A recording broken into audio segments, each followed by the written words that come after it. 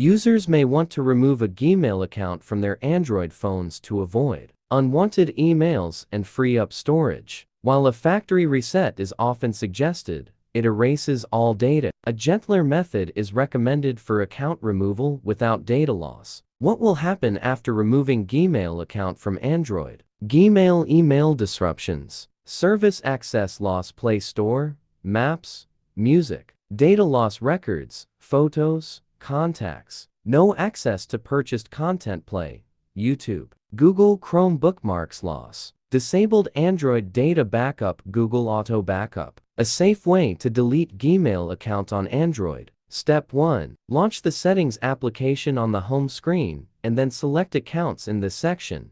Step 2. Now, you will see several accounts are listed on the screen. You can tap on Google here and choose your account. Step 3. Click the icon at the top right corner, then choose Remove Account.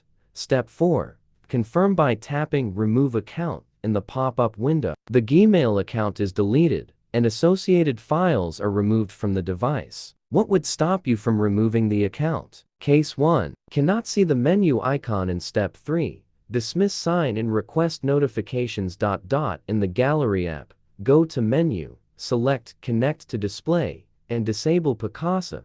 Go to Settings and remove your Google account again. Case 2. Fail to remove the primary Gmail account from your phone. If removing the primary Gmail account is challenging due to extensive integration, consider a factory reset. This erases all data, so back up your device first. Go to Settings, Backup, and reset Factory Data Reset. Case 3. Receive a message saying, "Fortunately, settings has stopped."